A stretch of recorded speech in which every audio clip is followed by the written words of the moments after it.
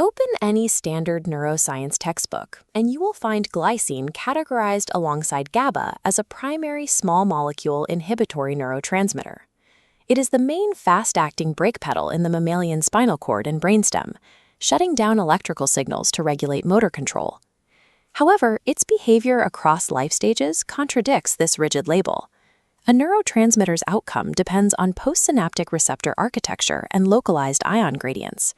We measure three distinct roles for glycine: hyperpolarization, developmental depolarization, and NMDA coagonism. To understand why these outcomes differ, we track glycine from its initial synthesis to its gating of chloride pores, its reversal during neural development, and its role in cortical neuroplasticity. Only by modeling the precise thermodynamic environments of the synapse can we see why a single molecule produces such disparate effects. Inside the presynaptic terminal, a neuron maintains a local supply of glycine to support rapid-fire signaling. The process begins with the amino acid serine. The mitochondrial isoform of serine hydroxymethyltransferase converts this precursor directly into glycine. Once synthesized, the vesicular inhibitory amino acid transporter, or VIAT, loads the glycine into synaptic vesicles for release. Across the synaptic cleft, glycine targets a pentameric ligand-gated chloride channel embedded in the lipid bilayer. At rest, the 5 subunits form a tight, closed central pore.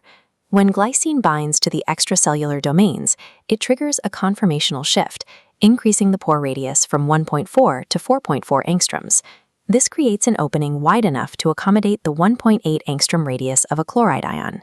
The lethal plant alkaloid strychnine demonstrates the necessity of this mechanical gating. Strychnine binds to the extracellular domain, trapping the pore in its closed state. This prevents chloride transit even when glycine is present in the synapse.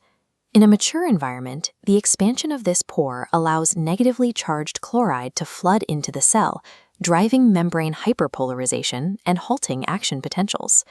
In the developing nervous system, this same glycine receptor architecture produces a completely opposite response. This reversal is driven by the intracellular chloride concentration, which is actively managed by specialized membrane proteins. Immature neurons express high levels of the sodium-potassium chloride cotransporter, or NKCC1. This pump actively forces chloride into the neuron, establishing a high internal concentration relative to the extracellular space.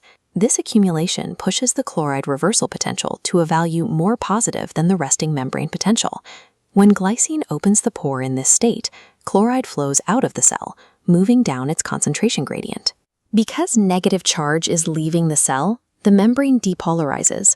The pore that normally inhibits action potentials is now actively exciting the neuron. This depolarizing activity drives early proliferation, cellular migration, and the initial wiring of circuits. Over the first 2 postnatal weeks, the neuron begins to express a different protein, the K+Cl- cotransporter. This mature transporter operates in reverse, actively pumping chloride out of the cell. We can plot the resulting drop in intracellular chloride over time. Between day 5 and day 20, the internal concentration falls several-fold. This shift moves the reversal potential below the action potential threshold. Electrophysiology traces show the result of this transition. On day 6, glycine causes a depolarizing upward spike, but by day 10, identical glycine exposure produces a hyperpolarizing downward dip. Glycine's role as an excitatory neurotransmitter ends once the cellular plumbing matures, locking it into its adult role as an inhibitor. Glycine also operates at the excitatory glutamatergic synapses of the cerebral cortex. Here, the NMDA receptor facilitates the long-term changes in synaptic strength that underlie learning and memory. These processes require a massive influx of calcium to trigger intracellular signaling cascades. But glutamate alone is not enough to open the receptor. Glycine is the obligate coagonist. The receptor assembly only permits ion flow when its distinct glycine binding site is occupied simultaneously with the glutamate site. Without ambient glycine in the synaptic cleft, the receptor remains closed, and excitatory neuroplasticity fails.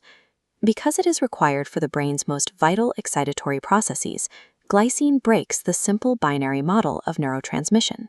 These different behaviors show that neurotransmitter molecules do not possess intent, they only possess shape. That shape allows glycine to act as the gatekeeper of motor inhibition in the spinal cord. It allows it to serve as the architect of early circuit wiring by leveraging ionic gradients. And it makes glycine an essential partner for cortical memory formation at the NMDA receptor. The true power of a neurotransmitter is not found in the molecule itself, but in the structural and electrochemical context of the cell it encounters.